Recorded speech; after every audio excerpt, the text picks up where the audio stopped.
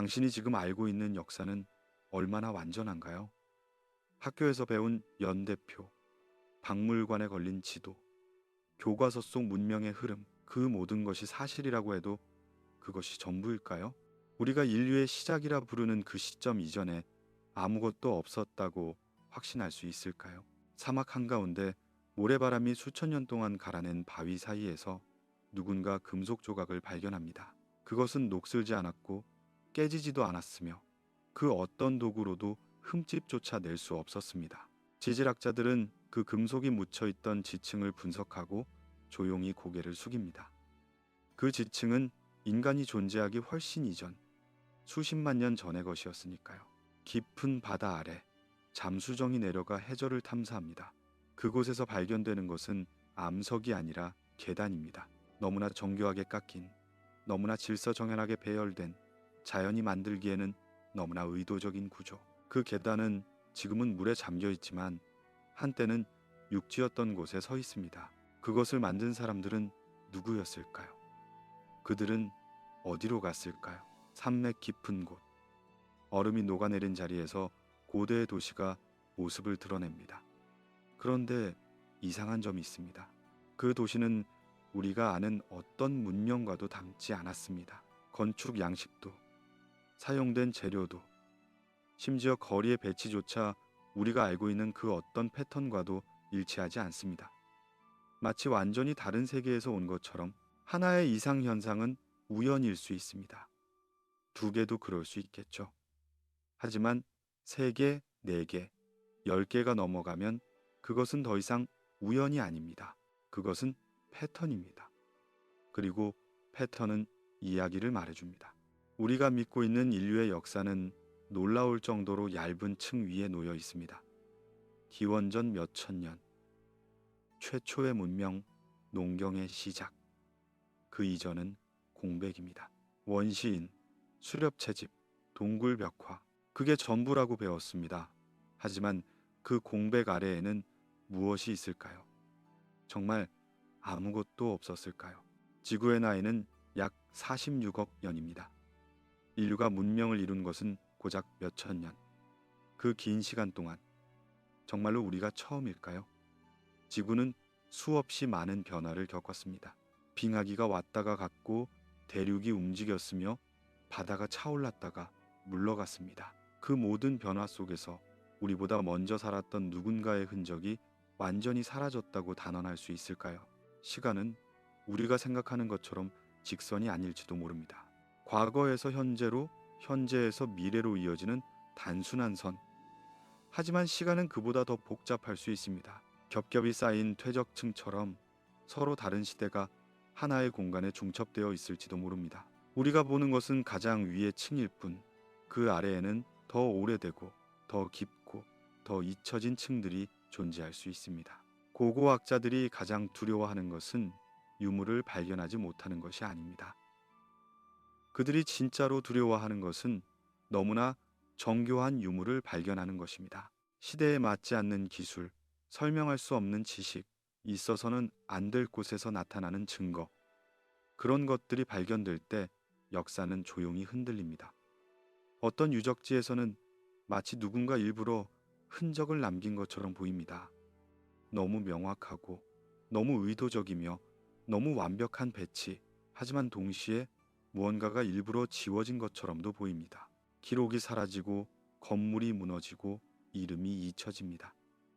남겨진 것과 지워진 것 사이에서 우리는 조각난 이야기를 읽으려 애씁니다. 당신은 지금 발굴자가 아닙니다. 당신은 기억을 더듬는 존재입니다.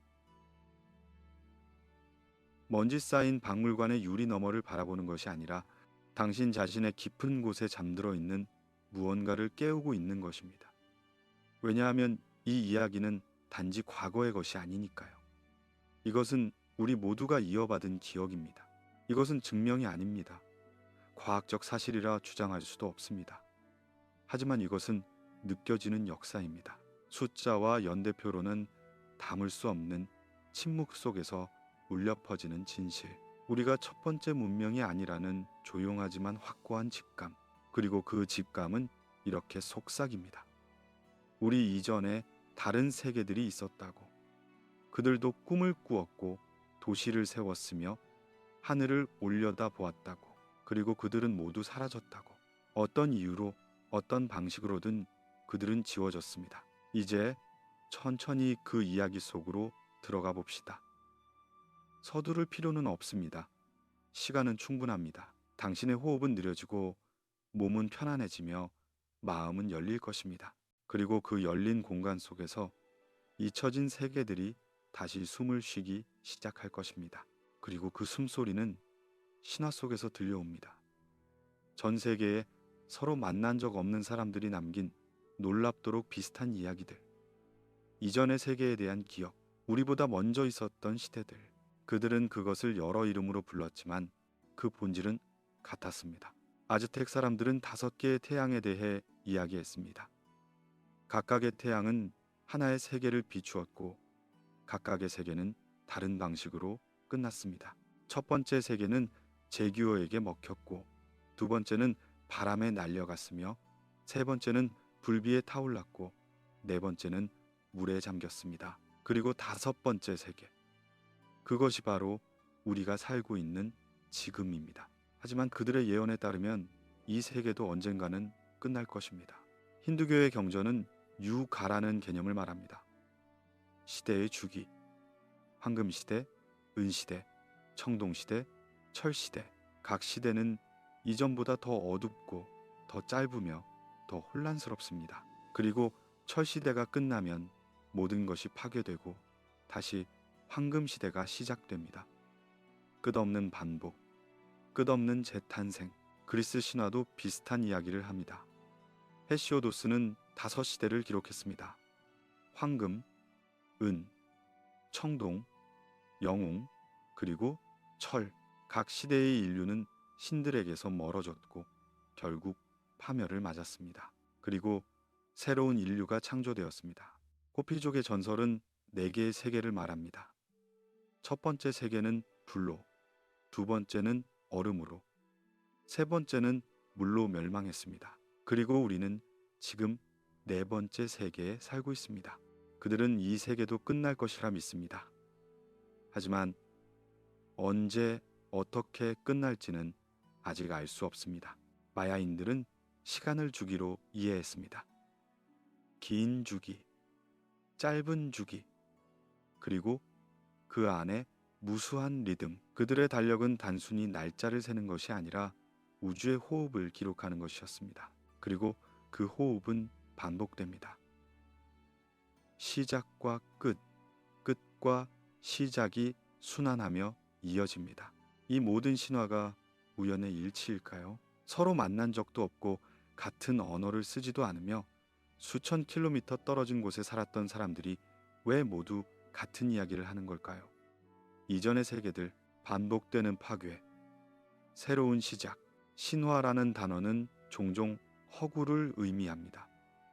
만들어진 이야기, 상상의 산물. 하지만 신화는 그보다 더 깊은 것일 수 있습니다. 신화는 기억일 수 있습니다.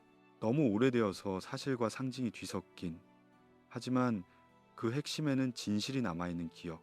불로 끝난 세계, 화산 폭발, 산불, 하늘에서 떨어지는 불덩어리.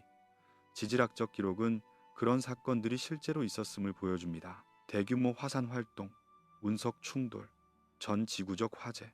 그것들은 문명을 재로 만들기에 충분했습니다. 물로 끝난 세계, 대홍수, 해일, 빙하의 녹음. 마지막 빙하기가 끝날 때 해수면은 수십 미터 상승했습니다. 해안가의 모든 것이 물에 잠겼습니다. 그곳에 살던 사람들, 그들이 세운 도시들 모두 바다 밑으로 사라졌습니다. 어둠으로 끝난 세계. 화산재가 하늘을 뒤덮고 태양이 보이지 않으며 몇 년 동안 계속되는 겨울. 역사는 그런 일이 실제로 일어났음을 기록합니다. 토바 화산의 대폭발, 백악기 말의 충돌. 그때마다 생명은 거의 멸종 직전까지 갔습니다. 얼음으로 끝난 세계, 빙하기, 급격한 기온 저하, 모든 것이 얼어붙는 시간. 우리는 이미 여러 번의 빙하기를 겪었습니다. 그리고 그때마다 지구의 모습은 완전히 달라졌습니다. 이것은 상상이 아닙니다. 이것은 과학입니다. 지질학, 고기후학, 고고학이 모두 증명하는 사실입니다. 지구는 주기적으로 극심한 변화를 겪었고 그때마다 생명은 재편되었습니다. 그런데 왜 우리는 그 변화 속에서 인간 문명이 여러 번 사라졌을 가능성을 고려하지 않을까요? 더 놀라운 것은 이것입니다. 전 세계의 고대 문명들이 공유하는 지식, 천문학적 정확도, 기하학적 완벽함, 수학적 조화, 그들은 서로 교류하지 않았습니다. 태양이 가로막고 있었고 산맥이 나누고 있었으며 수천 년의 시간 차이가 있었습니다. 그런데 어떻게 같은 별자리를 관측했고 같은 비율을 사용했으며 같은 상징을 새겼을까요? 이집트의 피라미드와 중남미의 피라미드는 형태가 비슷합니다. 단순한 삼각형이 아니라 특정한 각도와 비율을 가진 구조. 그들은 어떻게 같은 설계를 생각해낸 걸까요? 영국의 스톤헨지, 이집트의 카르나크 신전, 페루의 마추픽추 모두 천문학적 정렬을 가지고 있습니다. 하지와 춘분, 별의 위치, 태양의 경로. 그들은 하늘을 관측했고 그 움직임을 건축에 새겼습니다. 하지만 그들이 본 하늘은 지금의 하늘과 달랐습니다. 지구의 자전축은 약 26영년을 주기로 회전합니다. 이것을 세차 운동이라고 합니다. 그 때문에 별자리의 위치는 시간이 지나면서 변합니다. 고대 유적들 중 일부는 현재 하늘이 아니라 수천 년 또는 수만 년 전의 하늘에 맞춰져 있습니다. 그것은 무엇을 의미할까요? 그 유적을 만든 사람들이 그때의 하늘을 보았다는 것, 또는 그들이 훨씬 더 오래된 지식을 이어받았다는 것. 대륙을 가로지르는 동일한 기하학, 황금 비율, 피보나치 수열, 신성한 기하학. 이것들은 자연에 내재된 패턴입니다. 그러나 그것을 이해하고 건축에 적용하려면 높은 수준의 수학적 지식이 필요합니다. 고대인들은 어떻게 그것을 알았을까요? 더욱 이상한 것은 이 문명들의 붕괴가 거의 동시에 일어났다는 점입니다. 기원전 1200년경 청동기 시대의 붕괴, 지중해 전역의 문명이 한꺼번에 무너졌습니다. 히타이트, 미케네, 미노아 모두 몇십 년 사이에 사라졌습니다. 점진적인 쇠퇴가 아니라 급격한 파멸. 그보다 더 이전 기원전 10영년경 마지막 빙하기의 끝. 전 세계적으로 거대한 동물들이 멸종했고 많은 인구 집단이 사라졌습니다. 그리고 살아남은 사람들은 새로운 곳에서 새로운 시작을 했습니다. 빙하 코어를 분석하면 과거의 기후를 알 수 있습니다. 얼음 속에 갇힌 공기, 그 안에 먼지와 가스. 그것들은 수만 년 전의 대기를 보존하고 있습니다. 그리고 그 기록은 보여줍니다. 급격한 기온 변화, 대규모 화산 활동, 반복되는 재앙. 해저 퇴적층도 같은 이야기를 합니다. 진흙과 모래, 그 안에 남은 미세한 화석들, 층층이 쌓인 시간, 그리고 그 층 사이사이에는 경계가 있습니다. 갑작스러운 변화의 흔적, 생명이 사라진 순간, 화산재의 시그니처, 특정 시기에 전 세계적으로 나타나는 동일한 화학 조성. 그것은 하나의 대형 화산 폭발이 지구 전체에 영향을 미쳤음을 의미합니다. 하늘을 어둡게 만들고 기온을 떨어뜨리며 생태계를 붕괴시킨 사건. 이것은 자연재해입니다. 그렇습니다. 하지만 그 규칙성, 그 반복성은 마치 누군가 의도적으로 리셋 버튼을 누른 것처럼 느껴집니다. 일정한 간격으로 비슷한 방식으로 세계는 끝났고 다시 시작되었습니다. 6번의 침묵, 6번의 종말 이후 남은 것은 침묵뿐이었습니다. 건물은 무너지고 기록은 사라지며 이름은 잊혀졌습니다. 그리고 그 침묵 속에서 시간은 천천히 흘렀습니다. 수백 년, 수천 년, 때로는 수만 년.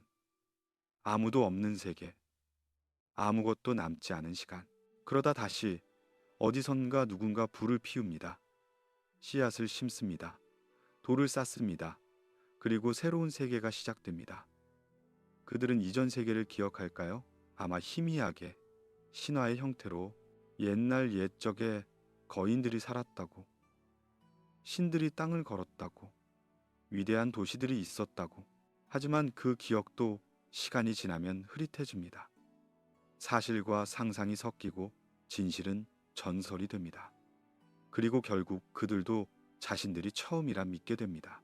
마치 우리처럼. 그렇다면 질문은 이것입니다. 무엇이 이 세계들을 그렇게 깔끔하게 지웠을까요? 왜 흔적이 거의 남지 않았을까요? 그리고 가장 중요한 질문, 그것은 다시 일어날까요? 답을 찾기 위해 우리는 더 깊은 곳으로 내려가야 합니다.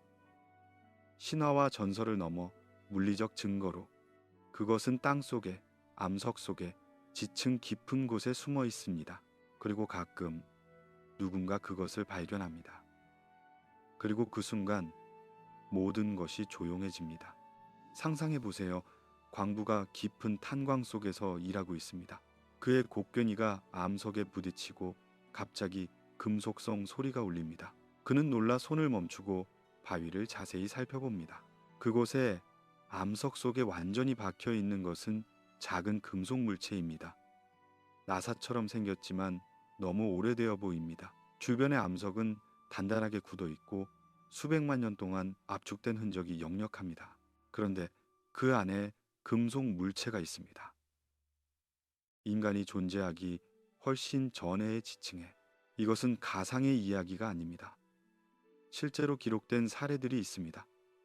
1851년 매사추세츠에서 발견된 금속 꽃병. 석탄 속에 묻혀 있었습니다. 그 석탄은 3억 년 전의 것이었습니다. 1885년 오스트리아의 석탄 광산에서 발견된 금속 큐브. 완벽하게 가공된 표면, 정확한 각도. 지질학자들은 당혹스러워했습니다. 그것은 있을 수 없는 곳에 있었으니까요. 1928년 오클라호마의 석탄층에서 발견된 철 화분. 손잡이가 달린 완벽하게 주조된 용기. 3천만 년 된 지층 속에서. 1961년 캘리포니아의 코소 산맥에서 발견된 물체. 겉은 광물로 덮여 있었지만 엑스레이로 촬영했을 때 내부에는 기계 부품처럼 보이는 구조가 있었습니다. 금속 막대, 코일, 세라믹 절연체. 이런 발견들은 공식적으로 인정받지 못합니다. 왜냐하면 그것들은 불가능하니까요. 우리가 알고 있는 역사와 맞지 않으니까요. 그래서 그것들은 이상현상으로 분류되고 조용히 잊혀집니다. 하지만 문제는 이것입니다. 이런 발견이 한두 개가 아니라는 것. 전 세계 여러 곳에서 서로 다른 시기에 비슷한 보고가 계속됩니다. 러시아의 우랄 산맥에서 발견된 미세한 금속 나선. 수만 년 된 퇴적층 속에서. 현미경으로 봐야 할 만큼 작지만 완벽하게 균일한 구조. 남아프리카의 광산에서 발견된 금속 구체들. 표면에 정교한 홈이 파여 있습니다. 평행선, 대칭 구조, 자연적으로 형성될 수 없는 패턴. 그것들이 묻혀있던 암석은 28억 년 전의 것이었습니다. 28억 년. 그때는 지구에 산소조차 거의 없었습니다. 이것을 어떻게 설명할 수 있을까요? 첫 번째 가능성은 오염입니다. 현대의 물체가 어떻게든 오래된 지층으로 들어갔다는 것. 하지만 많은 경우 그것은 불가능합니다. 암석은 완전히 굳어 있고 균열도 없으며 외부에서 들어올 통로가 전혀 없습니다. 물체는 암석과 함께 형성되었습니다. 두 번째 가능성은 착각입니다. 자연적으로 형성된 것을 인공물로 오해했다는 것. 하지만 금속 나사를 자연이 만들 수 있을까요? 완벽하게 주조된 용기를 우연히 빚어낼 수 있을까요? 세 번째 가능성은 연대 측정의 오류입니다. 지층의 나이가 잘못 계산되었다는 것. 하지만 현대의 연대 측정 기술은 매우 정확합니다. 방사성 동위원소, 지질학적 층석, 고작이약, 여러 방법으로 교차 검증되며 오차 범위는 매우 작습니다. 그렇다면 남는 것은 하나뿐입니다. 그 물체들은 정말로 그 시대에 만들어졌다는 것. 하지만 그것은 불가능합니다. 왜냐하면 그때는 인간이 없었으니까요. 적어도 우리가 알고 있는 인간은 여기서 흥미로운 패턴이 나타납니다. 이런 물체들 중 일부는 현대 기술로도 복제하기 어렵습니다. 정밀도가 너무 높고 재료가 너무 순수하며 가공 방법을 알 수 없습니다. 어떤 합금은 지구에서 자연적으로 형성될 수 없는 조성을 가지고 있습니다. 어떤 표면은 나노미터 수준의 정확도를 보입니다. 더 이상한 것은 이런 발견이 보고된 후 일어나는 일입니다. 초기 보고서는 있습니다. 사진도 찍혔고 증언도 기록되었습니다. 하지만 그 이후 물체는 사라집니다. 박물관으로 보내졌다고 하지만 도착하지 않습니다. 대학에서 연구하기로 했다고 하지만 자료를 찾을 수 없습니다. 논문이 발표되려다가 취소됩니다. 연구자가 침묵합니다.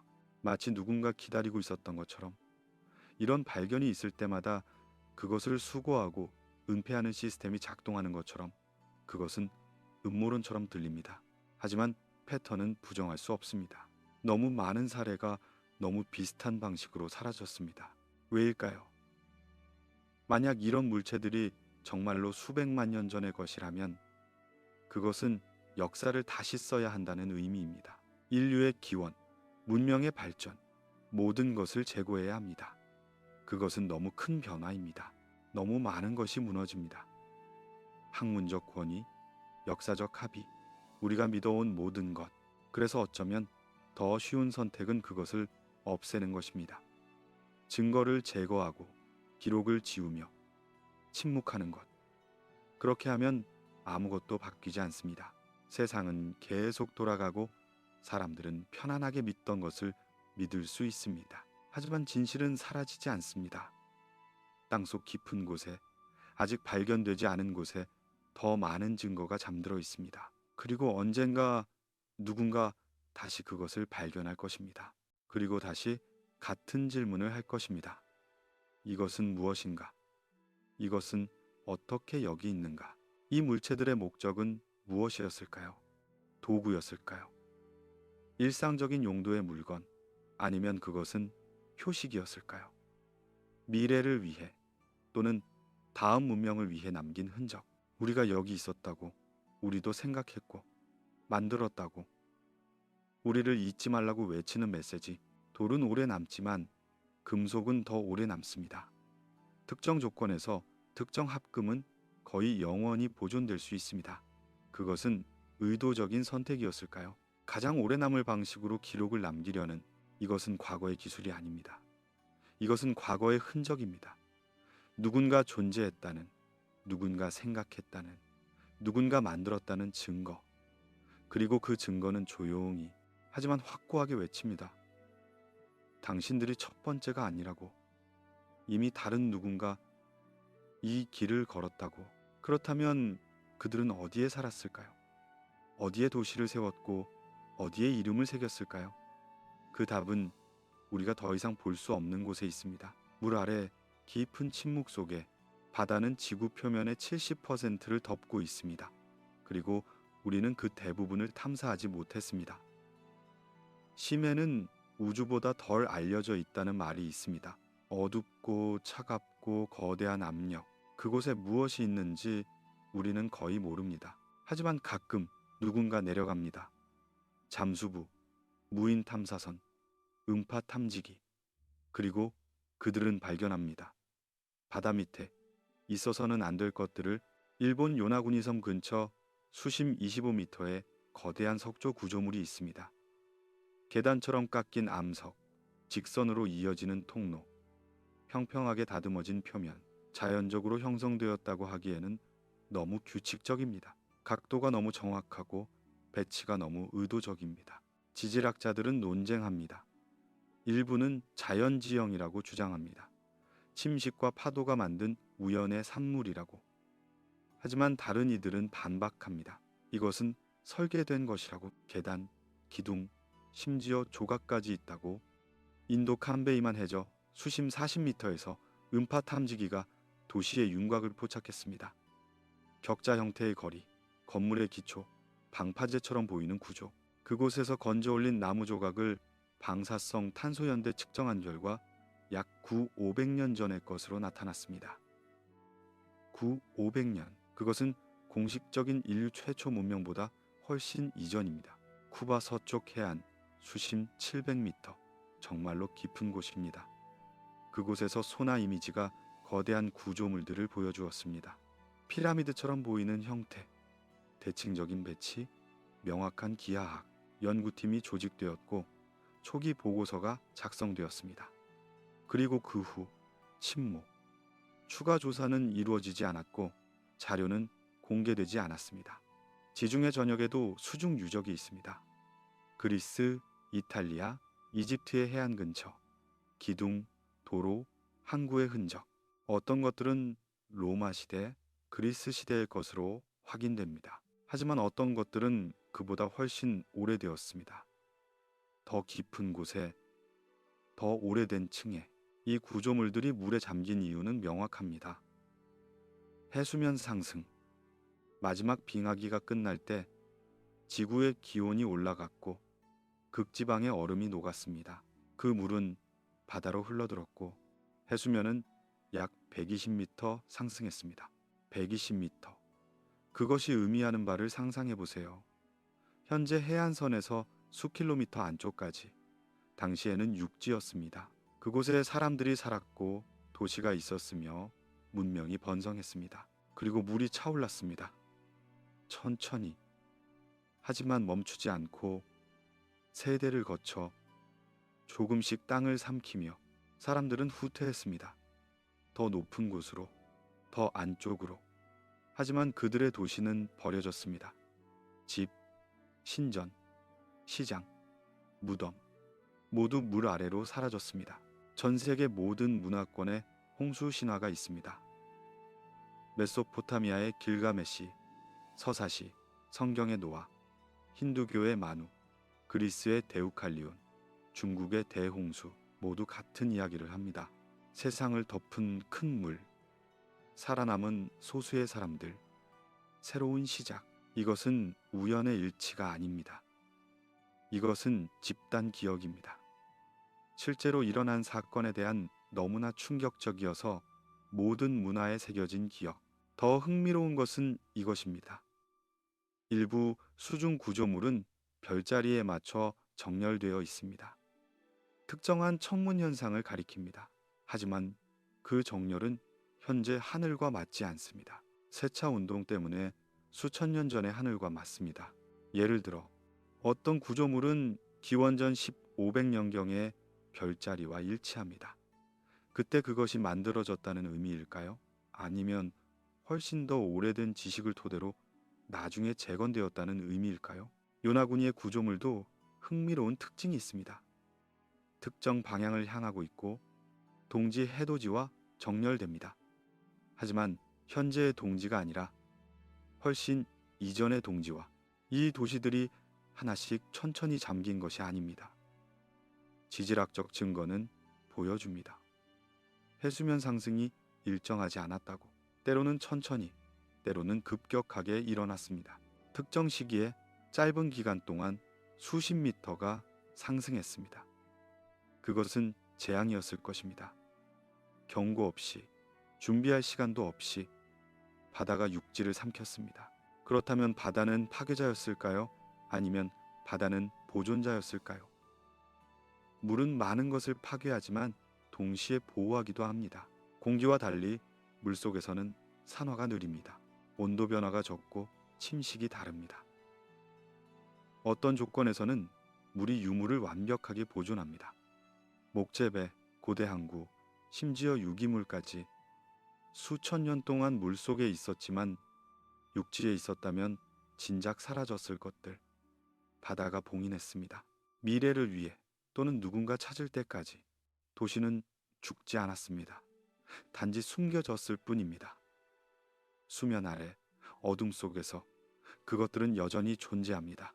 거리는 그대로 있고 벽은 서 있으며 돌에 새겨진 글자는 읽히기를 기다립니다. 그리고 가끔 물이 맑은 날 햇빛이 깊이 들어가는 순간 잠수부는 그것을 봅니다. 계단을 오르내리던 발자국의 흔적, 문 앞에 놓인 도구, 벽에 그려진 그림, 사람들이 살았던 흔적, 그들도 사랑했고 일했으며 꿈꾸었던 흔적. 시간은 그곳에서 멈췄습니다. 물이 차오른 그 순간에, 그리고 그 이후 수천 년 동안 아무것도 변하지 않았습니다. 고요한, 파란, 영원한 정지. 하지만 그 정지 속에는 이야기가 있습니다. 우리가 읽을 수 있다면, 우리가 듣기를 선택한다면, 잊혀진 언어로, 침묵의 목소리로 도시들은 여전히 말하고 있습니다. 그런데 증거는 돌과 금 속에만 있는 것이 아닙니다. 더 깊은 곳에, 더 개인적인 곳에도 있습니다. 우리 자신 안에, 우리의 세포, 우리의 DNA, 우리의 몸이 기억하고 있습니다. 당신의 몸은 책입니다. 46억 년의 역사가 쓰여진 거대한 도서관입니다.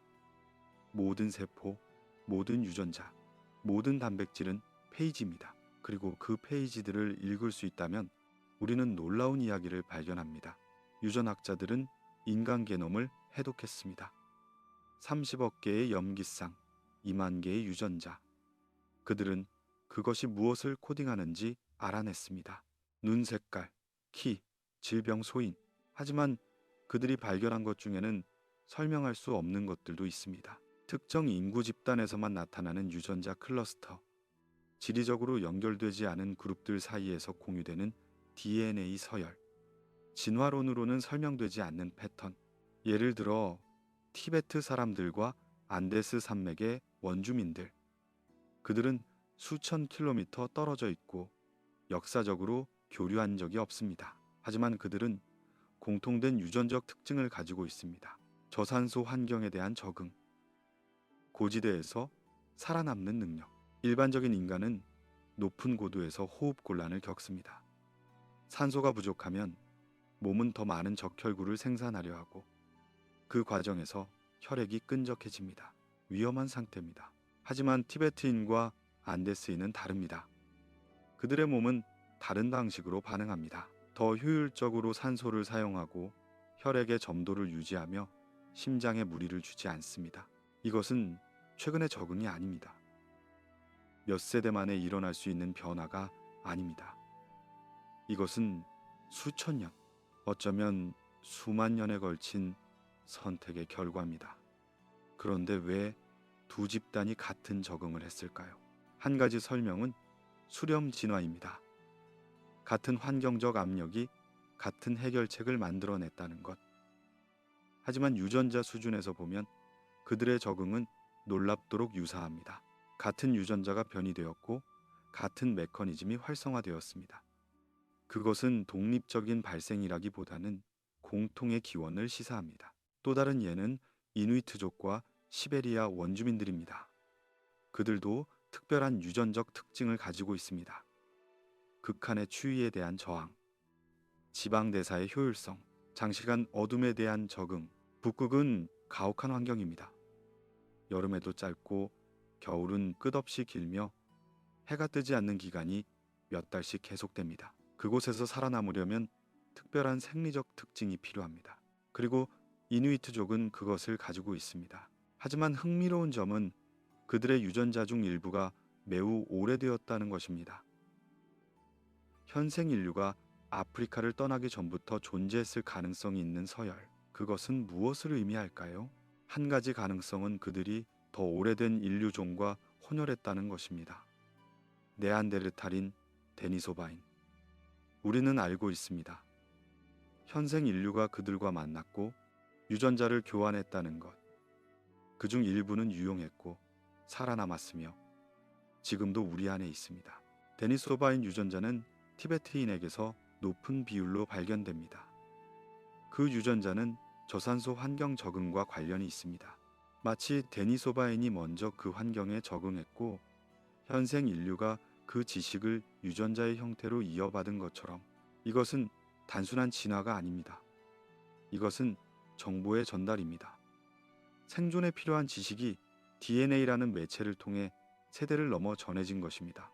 그렇다면 다른 유전자들은 어떨까요? 우리가 아직 그 기능을 모르는 설명되지 않는 서열들. 어쩌면 그것들도 메시지일 수 있습니다. 과거의 환경, 과거의 경험, 과거의 생존 전략에 대한 기록. 예를 들어 일부 사람들은 극한 상황에서 놀라운 생존 능력을 보입니다. 장기간 굶주림, 극심한 탈수, 심각한 부상. 보통 사람이라면 죽을 상황에서도 그들은 버팁니다. 의학적으로 설명하기 어려운 회복력. 이것은 순전히 정신력의 문제일까요? 아니면 유전적 요소가 있을까요? 어쩌면 그들의 조상 중 누군가 그런 상황을 겪었고 살아남았으며 그 경험이 유전자에 각인되었을 수도 있습니다. 후성 유전학은 보여줍니다. 환경적 경험이 유전자 발현을 바꿀 수 있다는 것을, 그리고 그 변화가 때로는 다음 세대로 전달된다는 것을. DNA 서열 자체는 변하지 않지만 그것이 읽히는 방식이 달라집니다. 기근을 겪은 세대의 후손은 대사 질환에 취약합니다. 트라우마를 경험한 부모의 자녀는 스트레스 반응이 다릅니다. 몸은 기억합니다. 그리고 그 기억을 전달합니다. 그렇다면 상상해 보세요.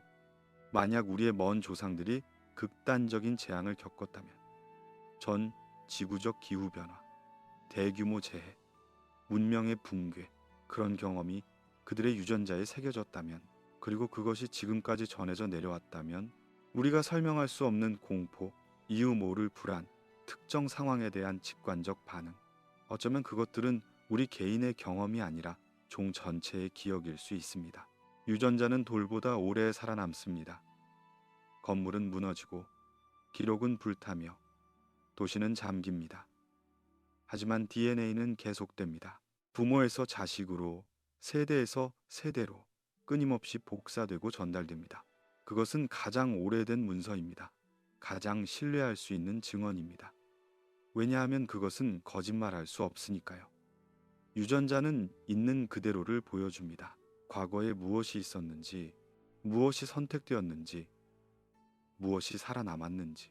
그리고 최근 유전학자들은 흥미로운 패턴을 발견하고 있습니다.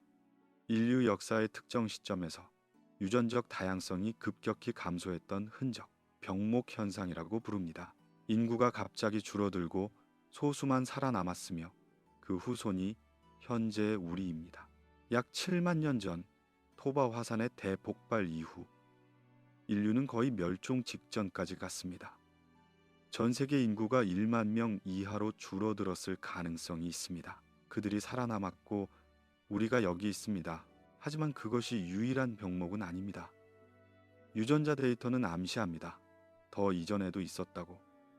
여러 번 주기적으로 인류는 극심한 위기를 겪었습니다. 그리고 매번 소수가 살아남아 다시 시작했습니다. 이 기억이 지금 깨어나고 있습니다.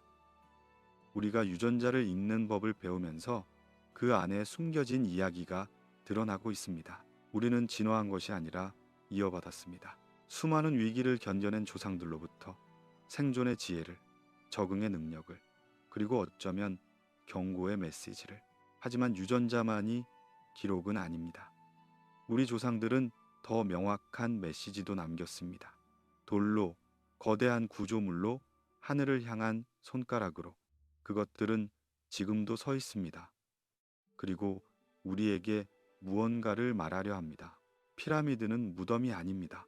적어도 그것만은 아닙니다. 기자의 대피라미드를 보세요. 230만 개의 돌블록, 각각 평균 2.5톤, 일부는 80톤이 넘습니다. 그것들이 완벽하게 정렬되어 146m 높이의 구조물을 이룹니다. 오차는 밀리미터 이하입니다. 어떻게 그들은 그것을 만들었을까요? 동도구, 구리도구, 인력, 그것이 공식적인 설명입니다. 하지만 실제로 그 방법으로 시도해보면 거의 불가능하다는 것을 알게 됩니다. 돌을 그렇게 정밀하게 자를 수 없고 그렇게 높이 올릴 수 없으며 그렇게 정확하게 배치할 수 없습니다. 더 이상한 것은 피라미드의 기초입니다. 지하로 깊이 파고 들어간 구조, 바위를 파내고 평평하게 다듬으며 완벽한 수평을 맞춥니다. 그리고 그 기초 위에 피라미드가 세워집니다. 그런데 흥미로운 점이 있습니다. 아래로 갈수록 돌이 더 크고 더 정교합니다. 일반적인 건축과 반대입니다.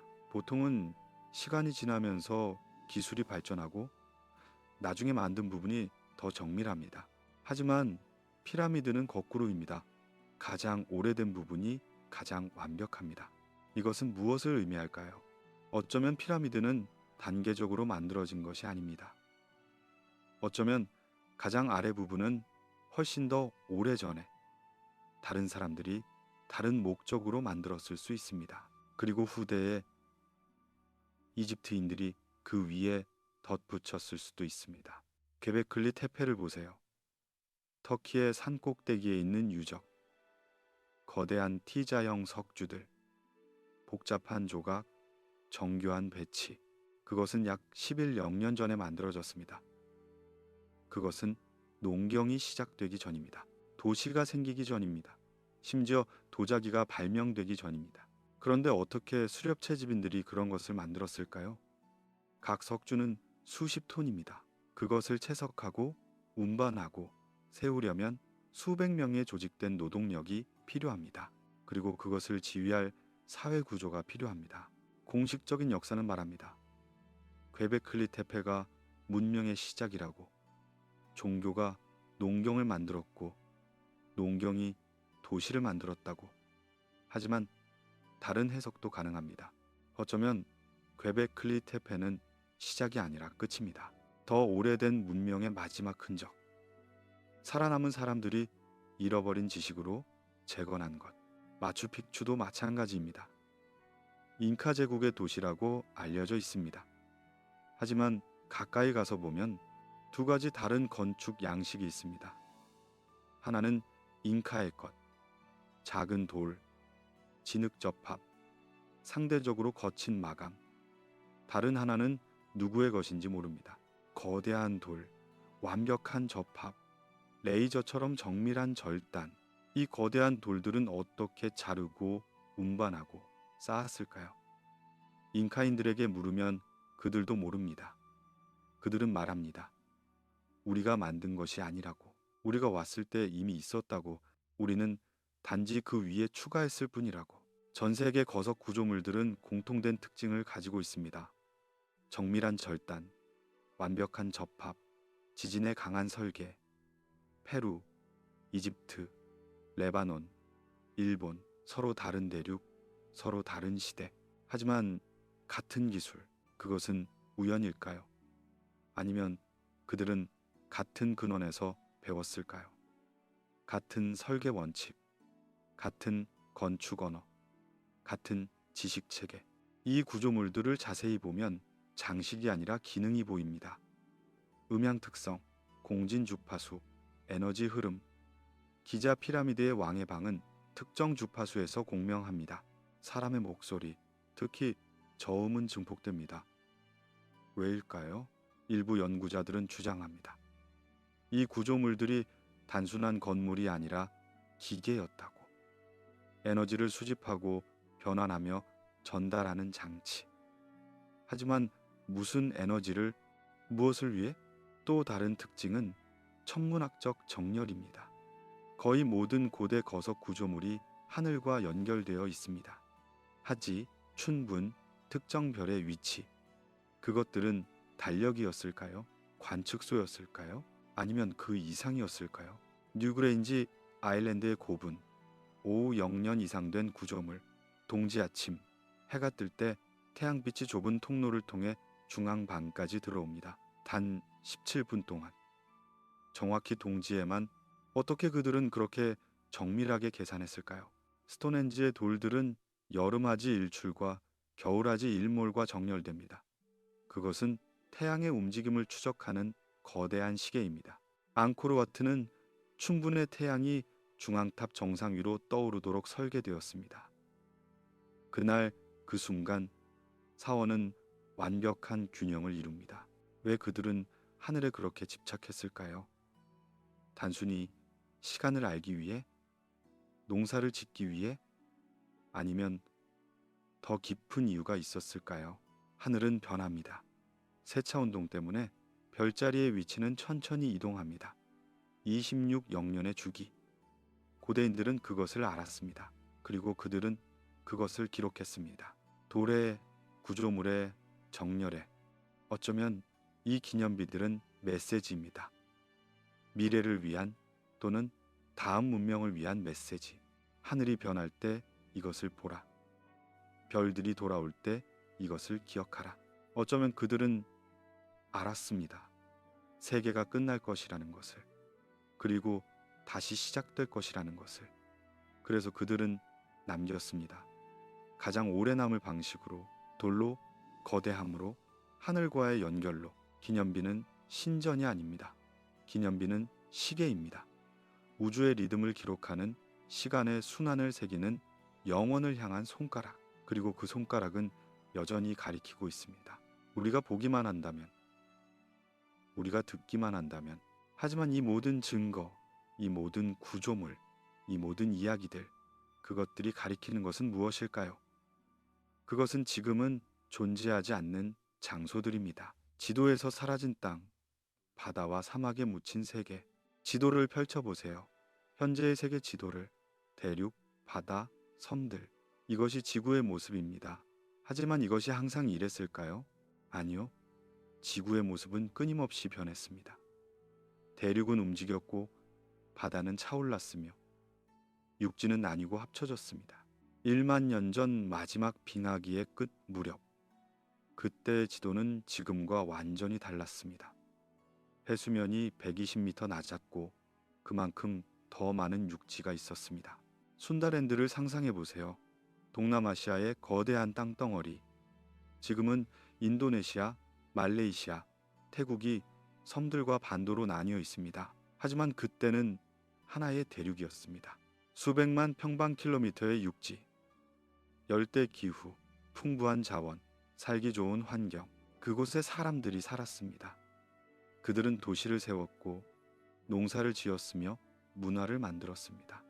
하지만 그 모든 것은 지금 물 아래에 있습니다. 태국만, 남중국해, 자바해, 그 바다 밑 어딘가에 잊혀진 세계가 잠들어 있습니다. 사하라 사막을 보세요. 끝없는 모래, 타는 듯한 열기, 생명이 거의 없는 황무지. 하지만 그것도 항상 그랬던 것은 아닙니다. 약 10영년에서 5영년 전 사이, 사하라는 녹색이었습니다. 아프리카 습윤기, 그린 사하라 시대. 몬순이 북쪽으로 이동하면서 사하라는 비를 받았습니다. 강이 흘렀고 호수가 형성되었으며 초원이 펼쳐졌습니다. 사람들은 그곳에 살았습니다. 위성 이미지로 보면 모래 아래 강이 흔적이 보입니다. 고고학 발굴에서는 정착촌, 도구, 암각화가 발견됩니다. 그 암각화들은 보여줍니다. 기린, 코끼리, 소들, 사하라에서 사람들이 춤추고 사냥하고 의식을 행하는 모습. 그들은 번성했습니다. 하지만 기후가 변했고 사하라는 다시 마르기 시작했습니다. 사람들은 떠났습니다. 나일강 계곡으로, 서아프리카로, 북아프리카로, 그리고 사하라는 사막이 되었습니다. 모래가 모든 것을 덮었습니다. 베링기아, 베링 해협을 가로지르던 육지, 시베리아와 알래스카를 연결했습니다. 사람들은 그 다리를 건너 아메리카 대륙으로 왔습니다. 약 15영년 전. 하지만 그 다리는 지금 없습니다. 물에 잠겼습니다. 도거랜드, 영국과 유럽 대륙 사이의 땅, 북해 아래. 그곳도 한때는 육지였습니다. 사람들이 살았고 동물들이 돌아다녔으며 강이 흘렀습니다. 어부들이 가끔 그곳에서 유물을 건져 올립니다. 도구, 뼈, 마모트의 이빨, 물에 잠긴 세계의 조각들. 이 모든 땅은 지도에 없습니다. 역사책에도 없습니다. 하지만 그것들은 실제했습니다. 그리고 그곳에 문명이 있었다면 우리가 알고 있는 최초의 문명보다 더 이전에 해저 탐사는 계속해서 이상한 것들을 발견합니다. 정렬된 돌, 인공 구조물처럼 보이는 형태, 설명되지 않는 패턴, 대부분은 무시됩니다. 자연지형이라고, 착실하고, 중요하지 않다고. 하지만 패턴이 있습니다. 이 사라진 대륙들, 잊혀진 땅들, 그곳에서 발견되는 유물들은 비슷합니다. 같은 종류의 도구, 같은 상징, 같은 천문학적 지식. 예를 들어 고인돌, 거대한 돌을 세우고 그 위에 평평한 돌을 얹은 구조. 프랑스, 영국, 한국, 인도, 전 세계에 퍼져 있습니다. 왜 서로 다른 문화가 같은 형태의 기념물을 만들었을까요? 어쩌면 그들은 같은 문화권이었습니다. 해수면이 낮았을 때, 땅이 연결되어 있었을 때, 그들은 교류했고 지식을 공유했으며 같은 전통을 이어갔습니다. 하지만 물이 차올랐습니다. 대륙이 나뉘었고 사람들은 고립되었습니다. 고립된 그룹들은 각자의 언어를 발전시켰고 각자의 전통을 만들었으며 각자의 이야기를 전했습니다. 하지만 깊은 곳에 핵심에는 공통의 기억이 남았습니다. 한때 하나였던 세계에 대한 기억. 신화는 그것을 기억합니다. 잃어버린 낙원, 황금시대, 모든 것이 완벽했던 시간, 아틀란티스, 레무리아, 무. 이름은 다르지만 본질은 같습니다. 물에 잠긴 땅, 사라진 사람들, 잊혀진 지식. 플라톤은 아틀란티스에 대해 썼습니다. 강력한 선문명, 발전된 기술, 교만한 왕들, 그리고 하룻밤 사이에 바다에 삼켜졌다고. 그것은 우화일까요? 경고일까요? 아니면 기억의 메아리일까요? 중요한 것은 특정 이름이나 장소가 아닙니다. 중요한 것은 패턴입니다. 전 세계적으로 해수면 상승은 땅을 삼켰습니다. 그리고 그 땅에 살던 사람들은 이동했습니다. 그들이 간 곳은 어디일까요? 높은 곳, 안전한 곳, 산, 고원, 내륙 깊숙한 곳. 그리고 그곳에서 그들은 다시 시작했습니다. 어쩌면 이집트 문명은 갑자기 나타난 것이 아닙니다. 어쩌면 나일강 계곡으로 이주해온 사람들이 이미 가지고 있던 지식으로 새로운 사회를 건설했을 수 있습니다. 어쩌면 메소포타미아의 수메르인들도 마찬가지입니다. 그들은 스스로를 검은 머리의 사람들이라 불렀고 다른 곳에서 왔다고 말했습니다. 어디에서? 그들의 신화는 신들이 바다에서 왔다고 합니다. 어쩌면 인더스 계곡 문명도, 중국의 황하 문명도, 아메리카의 고대 문화들도 모두 같은 패턴입니다. 갑작스러운 출현, 발전된 기술, 성숙한 사회 구조, 마치 그들이 이미 알고 있었던 것처럼 문명은 흩어졌습니다. 하지만 기억은 남았습니다. 건축 기술, 천문학적 지식, 신화와 상징, 그것들은 새로운 땅에서 다시 꽃 피웠습니다. 조금 달라진 형태로, 다른 이름으로. 하지만 본질은 같았습니다. 이 잃어버린 대륙들, 사라진 세계들, 그것이 6번째 문명일까요? 마지막 주기의 끝, 새로운 주기의 직전, 그들은 번성했고 그들은 사라졌으며 그들의 후손이 우리입니다. 하지만 만약 이 모든 것이 사실이라면 왜 우리는 모를까요? 왜 이것은 교과서에 없고 박물관에 없으며 공식적인 역사가 아닐까요? 답은 간단합니다. 누군가 원하지 않기 때문입니다. 보스니아, 2005년 한 연구자가 피라미드 형태의 언덕을 발견합니다. 그는 발굴을 시작합니다. 그리고 놀라운 것을 찾습니다. 콘크리트 같은 인공재료, 내부 통로, 정렬된 구조. 그는 발표합니다. 유럽에서 가장 오래된 피라미드라고. 학계의 반응은 즉각적입니다. 그것은 피라미드가 아니라고. 자연지형이라고. 그의 연구는 사이비 과학이라고. 발굴 현장은 압력을 받습니다. 자금이 끊기고 접근이 제한되며 연구자는 고립됩니다. 하지만 증거는 남습니다. 사진, 측정값, 샘플, 독립적인 연구자들이 방문하고 확인합니다.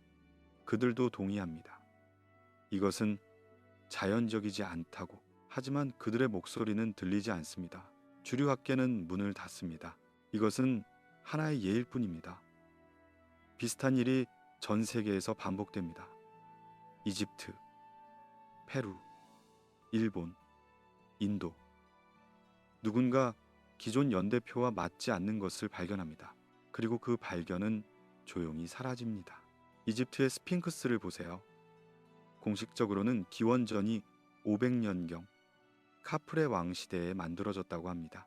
하지만 스핑크스 몸체에는 물에 의한 침식 흔적이 있습니다. 깊고 수직적이며 장기간의 강우에 의한 것처럼 보입니다. 그런데 이집트는 지난 5영년 동안 건조했습니다. 그런 침식이 생기려면 훨씬 더 오래전 이집트가 습했던 시기여야 합니다. 약 10영년 전 또는 그 이전. 하지만 그것은 불가능합니다. 그때는 이집트 문명이 존재하지 않았으니까요. 지질학자들이 이것을 지적했습니다. 논문을 발표하고 증거를 제시했습니다. 학계의 반응은 거부, 그것은 틀렸다고, 다른 설명이 있을 것이라고. 하지만 다른 설명은 제시되지 않습니다. 단지 무시될 뿐입니다. 페루의 사크 사유화만 거대한 돌로 쌓인 요새, 공식적으로는 잉카가 만들었다고 합니다. 하지만 가장 아래층의 돌들은 너무 크고 너무 정밀하며 너무 다릅니다. 잉카 위의 잉카 스타일과 완전히 다른 기술입니다. 스페인 정복자들이 도착했을 때 그들도 놀랐습니다. 그리고 물었습니다. 누가 이것을 만들었는가? 잉카인들은 대답했습니다. 우리가 아니라고. 훨씬 이전 거인들이 만들었다고. 하지만 그 대답은 기록되지 않았습니다. 적어도 공식 역사에는 왜 이런 일이 일어날까요? 왜 특정 발견은 환영받고 다른 것은 억압될까요? 답은 패러다임에 있습니다.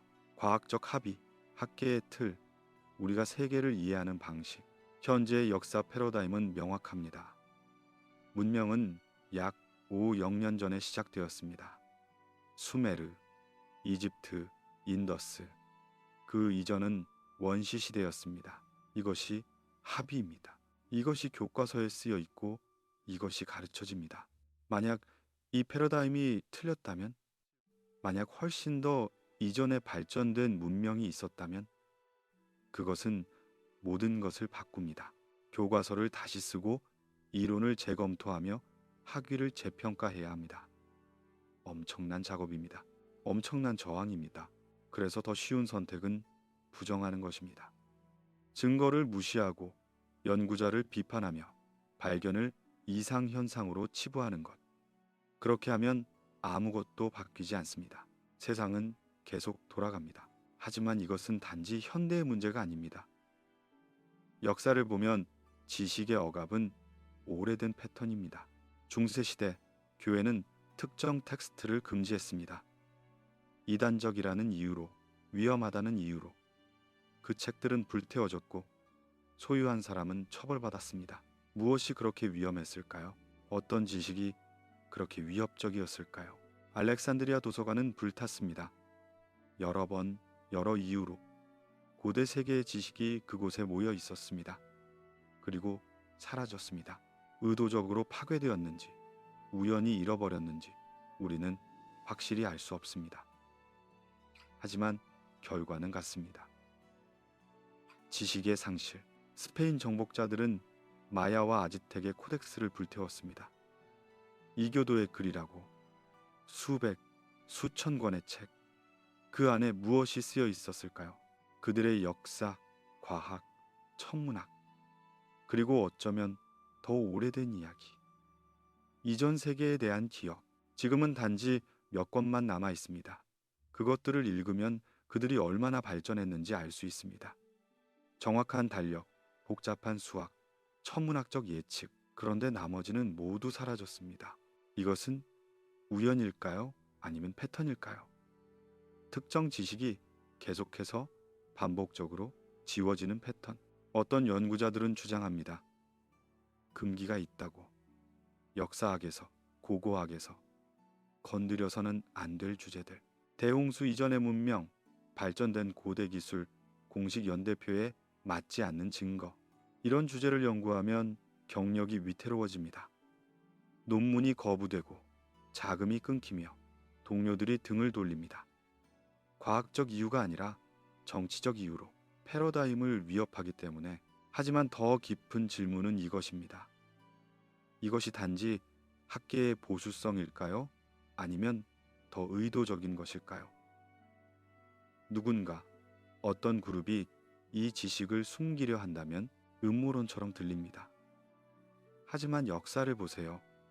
권력은 항상 지식을 통제하려 했습니다.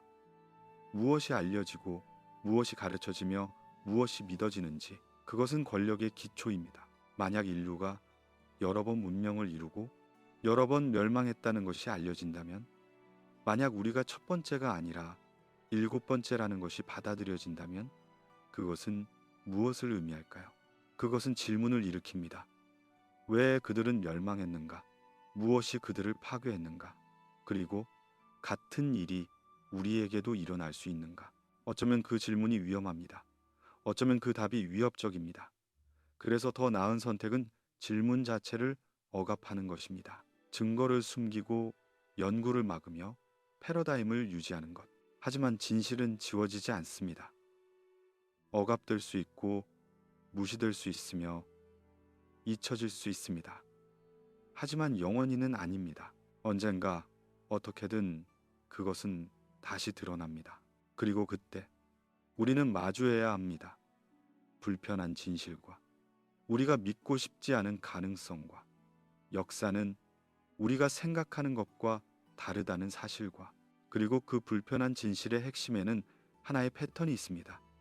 반복, 주기, 끝과 시작의 리듬, 6번의 문명, 6번의 종말, 그리고 모두 같은 방식으로 불을 상상해 보세요.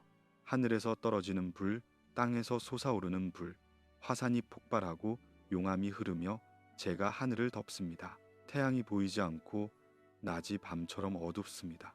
식물은 죽고 동물은 굶주리며 사람들은 떨립니다. 이것은 첫 번째 종말의 방식입니다. 불로. 지질 기록은 보여줍니다. 대규모 화산 활동의 시기들. 전 세계 여러 화산이 거의 동시에 폭발한 흔적. 대기 중 황산염 농도의 급증, 지구 온도의 급강하, 대멸종 사건. 물을 상상해 보세요. 빙하가 녹고 바다가 차오르며 물이 육지를 삼킵니다. 해안 도시들은 하나씩 잠기고 사람들은 후퇴하며 세계는 축소됩니다. 또는 반대로 갑작스러운 홍수, 빙하댐이 무너지고 막대한 양의 물이 한꺼번에 쏟아집니다. 모든 것을 쓸어가며 이것은 두 번째 종말입니다. 물로. 해수면 상승의 기록, 거대한 홍수의 증거, 퇴적층 속 갑작스러운 변화. 그것들은 모두 말합니다. 물이 왔다고, 그리고 세계를 바꾸었다고. 어둠을 상상해 보세요. 하늘이 재와 먼지로 가려지고 몇 달, 몇 년 동안 해가 보이지 않습니다. 광합성이 멈추고 식물이 죽으며 먹이 사슬이 붕괴됩니다. 온도가 급격히 떨어지고 빙하가 확장되며 세계는 얼어붙습니다. 이것은 세 번째 종말입니다. 어둠으로. 운석 충돌의 흔적, 화산 겨울의 증거, 급격한 기후변화, 공룡을 멸종시킨 것과 같은 방식, 하늘을 가리고 빛을 차단하며 생명을 얼리는 것. 얼음을 상상해 보세요. 빙하기, 수천 년 동안 계속되는 추위, 얼음이 대륙을 덮고 바다가 얼며 생명은 적도 근처로 밀려납니다. 문명은 불가능해지고 생존만이 중요해지며 지식은 잊혀집니다. 이것은 네 번째 종말입니다. 얼음으로. 우리는 여러 빙하기를 알고 있습니다. 그리고 각 빙하기는 세계를 재편했습니다. 생태계, 지리, 그리고 인류. 신화는 이 모든 것을 기억합니다. 불로 끝난 시대, 물로 끝난 시대, 어둠과 얼음. 그것은 상징이 아닙니다. 그것은 기록입니다. 생존자들의 증언, 다음 세대로 전해진 경고의 메시지, 그리고 지질학도 같은 이야기를 합니다. 퇴적층을 분석하면 특정 시기에 전 세계적 재앙의 흔적이 보입니다. 화산재, 퇴적물의 변화, 생물 화석의 급격한 감소. 그것들은 경계층이라고 불립니다. 한 시대와 다른 시대를 나누는 선. 더 놀라운 것은 이 경계층들이 일정한 간격으로 나타난다는 것입니다. 정확하지는 않지만 대략적인 주기성이 있습니다. 약 12영년에서 15영년마다 큰 변화, 큰 재앙. 왜일까요? 무엇이 이렇게 규칙적으로 지구를 뒤흔들까요? 한 가지 가능성은 천문학적 주기입니다. 지구의 궤도, 자전축의 기울기, 태양계의 위치, 이것들은 모두 변합니다. 그리고 그 변화는 기후에 영향을 줍니다. 밀란코비치 주기라고 불립니다. 지구 궤도의 이심률, 자전축의 경사, 세차 운동. 이 세 가지가 결합되면 지구가 받는 태양 에너지가 변합니다. 그리고 그것이 빙하기와 간빙기를 일으킵니다. 하지만 밀란코비치 주기만으로는 설명되지 않습니다. 어떤 변화는 너무 급격하고 너무 동시적입니다. 전 세계적으로 거의 같은 시기에 같은 재앙, 또 다른 가능성은 우주적 사건입니다. 운석 충돌, 해성 파편지대 통과, 초신성 폭발. 우주는 평온하지 않습니다. 그것은 위험으로 가득 차 있습니다. 약 12,800년 전 영거 드라이아스 사건, 급격한 기온 저하, 빙하 기로의 역행. 무엇이 그것을 일으켰을까요? 일부 과학자들은 주장합니다. 해성 충돌이라고. 북아메리카 빙상 위에. 증거는 나노 다이아몬드, 용융유리, 백금 이상치. 모두 외계 충돌의 신호입니다. 그 사건은 거대 동물들을 멸종시켰습니다. 매머드, 거대 나무늘보, 검치호, 그리고 아마도 당시 존재했던 인간 문화들도. 클로비스 문화는 갑자기 사라집니다. 왜? 기후변화? 식량 부족? 아니면 직접적인 파괴? 임계점의 개념이 있습니다. 시스템이 천천히 변하다가 어느 순간 갑자기 전환되는 지점. 그 전까지는 안정적입니다. 조금씩 스트레스를 받지만 견딥니다. 그러다 한계를 넘으면 붕괴합니다. 급격하게, 돌이킬 수 없게. 기후도 마찬가지입니다. 점진적으로 변하다가 임계점을 넘으면 갑자기 뒤집힙니다. 해류가 멈추고 빙하가 확장되며 전 지구적 시스템이 재편됩니다. 문명도 마찬가지입니다. 사회도 임계점이 있습니다. 환경 스트레스, 자원 고갈, 내부 갈등, 천천히 축적되다가 어느 순간 붕괴합니다. 그리고 만약 환경의 임계점과 사회의 임계점이 동시에 온다면 그것은 완벽한 폭풍입니다.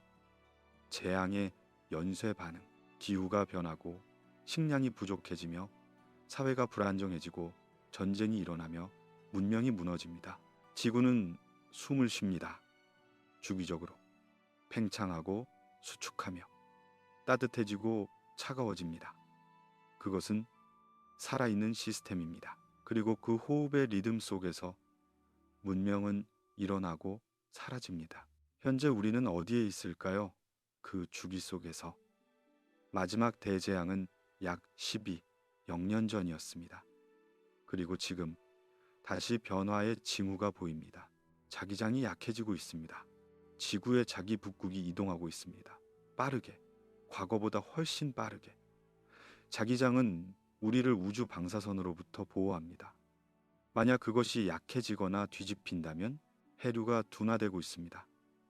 대서양 자오선 순환, 열을 운반하는 거대한 컨베이어 벨트, 그것이 느려지고 있습니다. 만약 멈춘다면 유럽의 기후는 급변할 것입니다. 태양 활동이 변하고 있습니다. 태양 흑점 주기, 태양 플레어, 코로나 질량 방출, 그것들은 지구에 영향을 줍니다. 기후, 자기장, 심지어 지진 활동까지. 이것들은 자연적 변화입니다. 주기적 변화. 그리고 우리는 그 주기 안에 있습니다. 다시, 이것은 예언이 아닙니다. 이것은 패턴입니다. 관찰, 측정, 분석의 결과. 지구는 변하고 있고 그 변화는 가속화되고 있으며 그것은 과거에도 일어났습니다. 여러 번. 차이는 이것입니다. 이번에는 우리가 알고 있습니다. 우리는 패턴을 봅니다.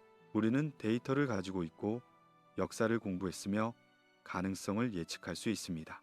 하지만 알고 있다는 것이 막을 수 있다는 의미는 아닙니다. 자연의 힘은 너무 큽니다. 그리고 주기는 멈추지 않습니다. 그렇다면 우리는 어떻게 해야 할까요? 우리는 7번째 문명입니다. 6번의 문명이 우리보다 먼저 있었고 모두 사라졌습니다. 우리의 운명도 같을까요? 아니면 우리는 다를 수 있을까요? 우리는 7번째 문명입니다. 이것을 선언하는 것은 두려운 일입니다. 왜냐하면 그것은 질문을 일으키기 때문입니다. 6번이 실패했다면 우리도 실패할까요? 하지만 이 선언은 절망이 아닙니다. 이것은 인식입니다. 우리가 누구인지, 우리가 어디서 왔는지, 우리 앞에 무엇이 있는지를 이해하려는 시도. 이전 문명과 우리의 다른 점은 무엇일까요? 우리는 패턴을 인식합니다. 우리는 과거를 연구하고 증거를 모으며 주기를 이해합니다. 우리는 알고 있습니다. 무엇이 왔는지, 무엇이 올 수 있는지. 우리는 또한 기술을 가지고 있습니다. 이전 어떤 문명보다 발전된 기술. 우리는 우주를 관측하고 지구를 측정하며 데이터를 분석합니다. 우리는 예측할 수 있고 준비할 수 있으며 어쩌면 대응할 수도 있습니다. DNA가 깨어나고 있습니다. 우리는 이제 유전자를 읽을 수 있습니다. 그 안에 숨겨진 기억, 적응의 기록, 생존의 지혜. 우리는 그것을 이해하기 시작했고 어쩌면 활용할 수도 있습니다. 기념비가 말하기 시작했습니다. 우리는 이제 그것들의 정렬을 이해하고 의미를 해독하며 메시지를 읽습니다. 그것들은 시계였습니다. 그리고 그 시계는 여전히 작동하고 있습니다. 고대 기술이 재발견되고 있습니다. 음향, 공진, 에너지. 우리는 아직 완전히 이해하지 못했지만 실험하고 있습니다. 어쩌면 그들이 알았던 것을 우리도 다시 배울 수 있을지 모릅니다. 이 모든 것이 지금 동시에 일어나고 있습니다. 21세기 디지털 시대, 정보의 폭발. 우리는 역사상 어느 때보다 더 많이 알고 있습니다. 그리고 그 지식은 계속 증가하고 있습니다. 이것은 우연일까요? 아니면 타이밍일까요? 주기가 다시 돌아오는 시점에 우리가 깨어나는 것. 마치 프로그램된 것처럼, 마치 의도된 것처럼. 어쩌면 이전 문명들도 이 시점에 도달했습니다. 패턴을 인식하고 지식을 모으며 준비하려 했을 수도 있습니다. 하지만 그들은 실패했습니다. 재앙은 너무 크고 시간은 너무 짧았으며 그들의 노력은 충분하지 않았습니다. 아니면 그들은 성공했을지도 모릅니다. 부분적으로. 그들은 지식을 보존했고 후대에 전달했으며 우리가 그것을 찾기를 바랐습니다. DNA에, 기념비에, 신화에. 그것들은 모두 캡슐입니다. 시간을 넘어 전달되는 메시지.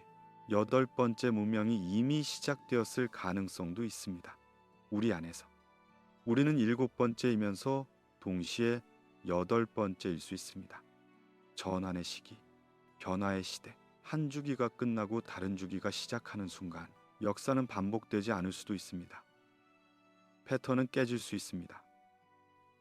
주기는 변화할 수 있습니다. 하지만 그것은 선택입니다. 의식적인 집단적인 선택. 우리는 무엇을 선택할 것인가요? 계속 같은 길을 갈 것인가요? 성장, 소비, 착취, 환경을 무시하고 경고를 외면하며 임계점을 향해 나아가는 것. 아니면 다른 길이 있을까요? 지속 가능성, 조화, 균형, 옛 것에서 배우고 새 것을 창조하며 지혜롭게 나아가는 것. 이것은 이상주의일까요? 어쩌면 하지만 대안은 무엇일까요? 고대인들이 남긴 것은 공포가 아닙니다. 그것은 기회입니다. 그들은 말하고 있습니다. 우리는 실패했지만 너희는 다를 수 있다고. 우리는 지식을 남겼고 너희는 그것을 사용할 수 있다고. 우리는 끝났지만 너희는 시작이다 라고. 이 이야기를 듣는 지금 이 순간 당신이 침대에 누워있는 이 밤, 이것은 특별한 시간입니다. 왜냐하면 당신은 인식하고 있으니까요. 당신은 패턴을 보고 역사를 느끼며 연결을 이해합니다. 당신의 몸은 기억합니다. 세포 속 DNA, 유전자 속 정보, 수만 년의 생존, 수천 세대의 지혜. 그것은 당신 안에 있습니다. 잠들어 있지만 깨어날 수 있습니다. 당신의 마음은 알고 있습니다. 직관적으로, 본능적으로 무언가 큰 것이 다가오고 있다는 것. 변화의 시기, 선택의 순간, 그것을 두려워할 수도 있고 받아들일 수도 있습니다. 우리는 7번째 문명입니다. 그리고 우리의 이야기는 아직 끝나지 않았습니다. 어쩌면 우리는 패턴을 깰 수 있습니다. 어쩌면 우리는 다음 주기를 다르게 만들 수 있습니다. 어쩌면 우리의 후손들은 우리를 기억하며 말할 것입니다. 그들이 차이를 만들었다고. 그들이 배웠고 변했으며 살아남았다고. 또는 어쩌면 우리도 사라질 것입니다. 6번의 문명처럼. 그리고 먼 미래에 8번째 문명이 우리의 유적을 발굴하고 우리의 기념비를 바라보며 같은 질문을 할 것입니다. 그들은 누구였을까? 그들에게 무슨 일이 일어났을까? 우리는 그들로부터 무엇을 배울 수 있을까? 하지만 지금 이 순간 우리는 여기 있습니다. 살아있고 의식하고 있으며 선택할 수 있습니다. 그것만으로도 희망입니다. 그것만으로도 가능성입니다. 밤은 깊어갑니다. 당신의 호흡은 느려지고 눈꺼풀은 무거워지며 의식은 흐릿해집니다. 이것은 좋은 것입니다. 휴식이 필요합니다. 몸은 회복되고 마음은 정리되며 무의식은 통합합니다. 잠드는 동안 당신의 몸은 기억하고 있습니다. 세포는 재생되고 유전자는 발현되며 DNA는 복사됩니다. 당신은 과거와 미래의 연결고리입니다. 당신은 이야기의 일부입니다. 꿈을 꿀지도 모릅니다. 오래된 도시, 잊혀진 언어, 익숙하지만 낯선 풍경. 그것은 단지 꿈이 아닐 수 있습니다. 그것은 기억일 수 있습니다. 당신의 것이 아니라 당신 안에 살고 있는 수많은 조상들의 것. 아침이 오면 당신은 깨어날 것입니다. 새로운 날, 새로운 시작. 그리고 어쩌면 조금 다르게 세상을 볼 것입니다. 역사를 조금 더 깊이, 시간을 조금 더 넓게, 자신을 조금 더 연결된 존재로.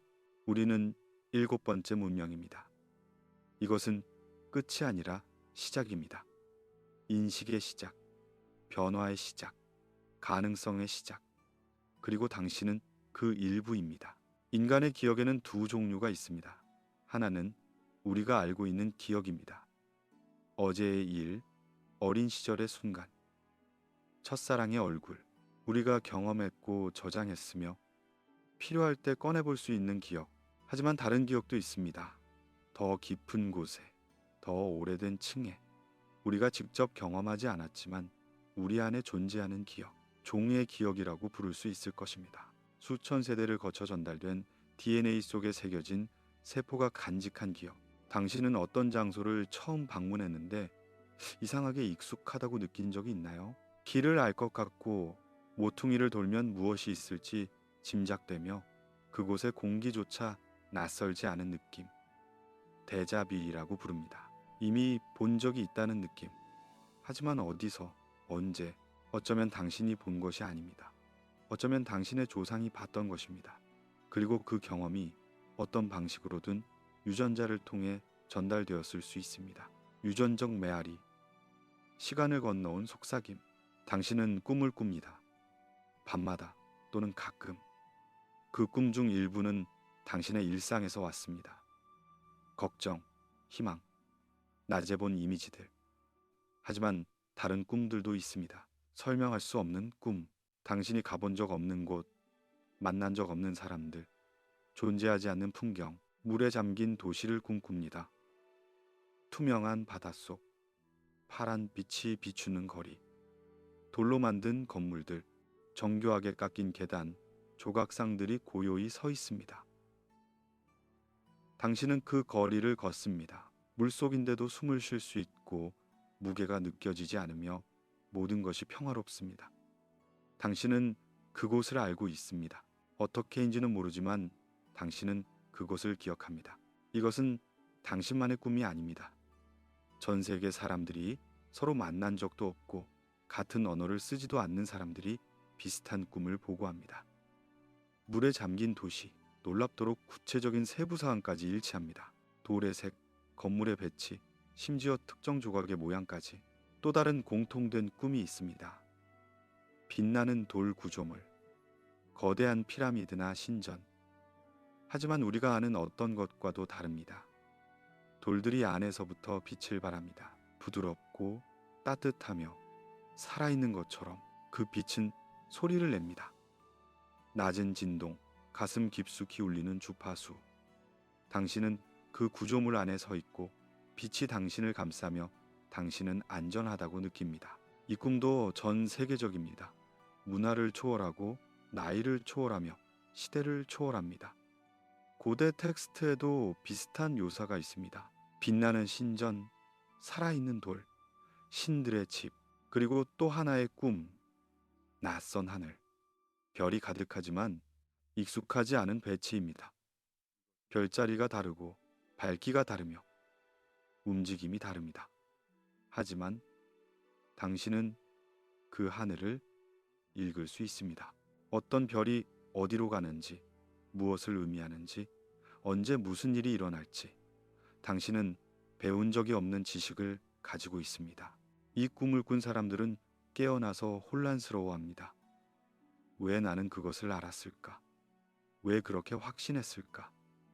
하지만 대답은 없습니다. 적어도 이성으로는 기억은 생각보다 감각에 먼저 나타납니다. 우리는 무언가를 이해하기 전에 느낍니다. 몸이 먼저 반응하고 감정이 뒤따르며 마지막에야 생각이 따라옵니다. 어떤 사람들은 고대 유적 근처에서 설명할 수 없는 감정을 느낍니다. 슬픔, 향수, 또는 이상하게도 안정감. 그들은 그 돌을 만지고 눈을 감으며 무언가가 울립니다. 가슴 속 깊은 곳에서, 인식의 경계 너머에서. 이것은 단순한 감상이 아닙니다. 이것은 인식입니다. 몸의 인식, 세포의 인식. 과학은 이제 시작하고 있습니다. 후성 유전학, 세대 간 트라우마, 유전적 기억, 경험이 유전자 발현을 바꿀 수 있다는 것, 그 변화가 전달될 수 있다는 것을 이해하기 시작했습니다. 하지만 그것이 얼마나 깊이 가는지, 얼마나 멀리 전달될 수 있는지는 아직 모릅니다. 어쩌면 당신의 몸은 알고 있습니다. 당신의 의식이 잊었던 것을, 당신의 조상들이 보았던 하늘, 걸었던 거리, 들었던 소리, 그것들은 완전히 사라지지 않았습니다. 희미하게 깊은 곳에 그것들은 여전히 존재합니다. 기억은 돌아오는 것이 아닙니다. 기억은 떠오릅니다. 수면 아래에서, 의식의 문턱 아래에서. 그것은 항상 있었습니다. 단지 우리가 보지 않았을 뿐입니다. 또는 보지 않으려 했을 뿐입니다. 하지만 지금 무언가 변하고 있습니다. 더 많은 사람들이 이 꿈을 꾸고 이 감각을 느끼며 이 인식을 경험합니다. 그것은 개인적인 것이 아닙니다. 그것은 집단적입니다. 마치 종 전체가 동시에 깨어나고 있는 것처럼. 왜 지금일까요? 왜 이 시점에? 어쩌면 주기 때문입니다. 어쩌면 우리가 특정 문턱에 도달했기 때문입니다. 천문학적으로, 지질학적으로, 또는 의식적으로 시간이 됐습니다. 기억할 시간이. 이것은 공포스러운 일이 아닙니다.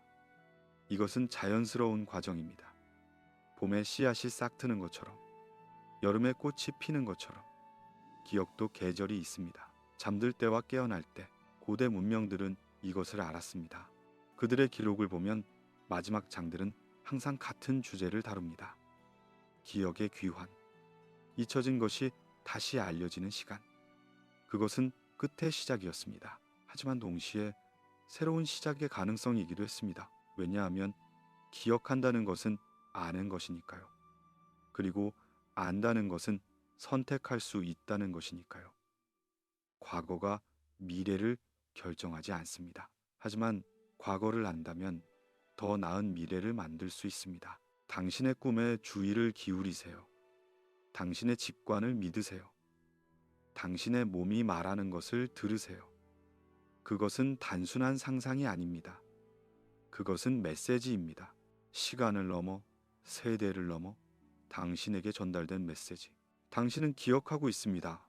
천천히, 조각조각, 희미하게.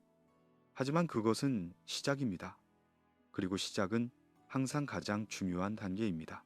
그리고 그 기억 속에서 가장 중요한 것은 하늘입니다. 왜냐하면 하늘은 변하지만 돌아오니까요. 그리고 지금 하늘은 다시 같은 자리로 돌아오고 있습니다. 밤하늘을 올려다보세요. 별들이 반짝입니다. 어떤 것은 밝고 어떤 것은 희미하며 어떤 것은 움직이는 것처럼 보입니다. 우리는 그것들을 아름답다고 생각합니다. 낭만적이고 영원하며 변하지 않는다고. 하지만 하늘은 변합니다. 느리게 거의 감지할 수 없을 정도로. 하지만 확실히 계속해서 지구의 자전축이 회전하기 때문입니다. 팽이가 돌면서 흔들리는 것처럼 지구도 흔들립니다. 세차 운동이라고 부릅니다. 한 번의 완전한 회전에 약 26영년이 걸립니다. 당신의 일생 동안 당신은 변화를 보지 못할 것입니다. 당신의 자손 100세대 동안도 거의 눈치채지 못할 것입니다. 하지만 충분한 시간이 지나면 하늘은 완전히 달라집니다. 별자리는 다른 위치에 있습니다. 북극성은 더 이상 북쪽을 가리키지 않습니다. 황도대는 이동했고 계절의 별들은 바뀌었으며 익숙했던 패턴은 낯설어집니다. 하지만 26영년이 지나면 하늘은 돌아옵니다. 원래의 위치로. 별들은 다시 같은 자리에 서고 같은 패턴을 만들며 같은 메시지를 전합니다. 고대 기념비들은 이것을 알았습니다. 그들은 특정한 하늘의 순간을 기다리고 있었습니다.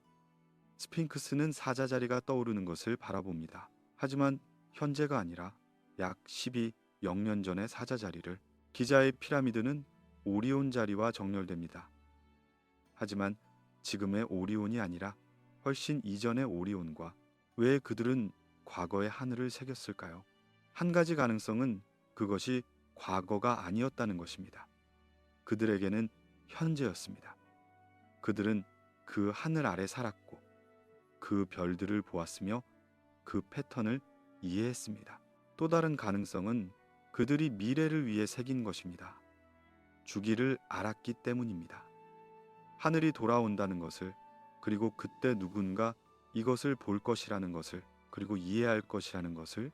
별은 예언자가 아닙니다. 별은 시계입니다. 가장 정확하고 가장 오래가며 가장 신뢰할 수 있는 시계. 지구의 시계는 고장나고 돌은 부서지며 기록은 사라집니다. 하지만 하늘은 계속됩니다. 규칙적으로, 예측 가능하게, 영원히. 고대인들은 하늘을 읽었습니다. 그것은 신화나 미신이 아니었습니다. 그것은 과학이었습니다. 생존 기술. 그들은 별의 위치로 계절을 알았고 시간을 측정했으며 미래를 예측했습니다. 언제 씨를 뿌릴지, 언제 수확할지, 언제 이동할지. 하지만 그들은 더 많은 것을 읽었습니다. 더 긴 주기, 더 큰 패턴. 그들은 알았습니다. 특정한 별의 배치가 특정한 사건과 연결된다는 것을. 기후변화, 지질학적 활동, 생태계의 변화. 이것은 인과관계가 아닙니다. 별이 지구에 일어나는 일을 일으키는 것이 아닙니다. 하지만 별과 지구는 같은 리듬에 있습니다. 같은 우주적 주기의 일부입니다. 그래서 별의 위치는 시간의 위치를 나타냅니다. 그리고 특정 시간에는 특정한 일이 일어납니다. 고대 문명들은 하늘의 변화를 두려워했습니다. 그들의 신화에서 하늘이 바뀔 때 세상도 바뀝니다. 오래된 질서가 무너지고 새로운 시대가 시작되며 혼란과 재생의 시간이 옵니다. 그들은 기념비를 세웠습니다. 하늘과 정렬된, 시간을 기록하는, 주기를 추적하는 거대한 돌시계들. 그것들은 경고였습니다. 그리고 안내였습니다. 미래의 누군가에게, 우리에게. 지금 21세기 초반, 우리의 하늘은 다시 변하고 있습니다. 천천히, 계속해서, 그리고 점점 더. 그것은 고대의 하늘과 닮아가고 있습니다. 기념비들이 새겨진 그 하늘과 약 12영년 전의 하늘. 마지막 빙하기가 끝나던 시점. 해수면이 급격히 상승하고 기후가 급변했으며 많은 것이 사라진 시간. 그리고 지금 우리는 다시 그 자리에 가까워지고 있습니다. 정확히 같지는 않습니다. 주기는 완벽하지 않고 시간은 직선이 아니니까요. 하지만 충분히 가깝습니다. 충분히 비슷합니다. 고대 천문학자들이 만약 지금 살아있다면 그들은 하늘을 보고 알 것입니다. 시간이 왔다고, 주기가 돌아왔다고, 그리고 준비해야 한다고. 하지만 우리는 준비하지 않습니다. 대부분의 사람들은 하늘을 보지 않습니다. 도시의 불빛이 별을 가리고 바쁜 삶이 시간을 가리며 현대성이 리듬을 가립니다. 우리는 우주와의 연결을 잃었습니다. 하지만 하늘은 기다리지 않습니다. 하늘은 계속 움직이고 주기는 계속 돌아가며 시간은 계속 흐릅니다. 우리가 보든 안 보든 우리가 믿든 안 믿든 하늘은 변하지 않습니다. 정확히 말하면 하늘은 영원히 같은 춤을 춥니다. 같은 패턴, 같은 주기, 같은 리듬. 변하는 것은 우리의 관점입니다. 그리고 우리의 존재입니다. 문명은 하늘 아래에서 일어나고 사라집니다. 별들은 계속 빛나고 행성들은 계속 움직이며 은하는 계속 회전합니다. 우리가 있든 없든 그것은 슬픈 진실입니다. 하지만 동시에 위안이기도 합니다. 우리는 중심이 아닙니다. 우리는 일시적입니다. 하지만 우리는 전체의 일부입니다. 같은 춤에, 같은 노래에, 같은 우주에. 고대인들은 이것을 이해했습니다. 그래서 그들은 겸손했습니다. 자연을 존중했고 주기를 따랐으며 하늘의 목소리를 들었습니다. 그들은 자신들이 작다는 것을 알았습니다. 하지만 연결되어 있다는 것도 알았습니다. 우리는 그 연결을 잃었습니다. 하지만 되찾을 수 있습니다. 단순히 고개를 들고 눈을 뜨고 하늘을 보는 것으로. 오늘 밤 당신이 잠들기 전에 창문을 여세요. 또는 밖으로 나가세요. 그리고 하늘을 올려다보세요. 별들을 보세요. 그것들의 위치, 밝기, 패턴,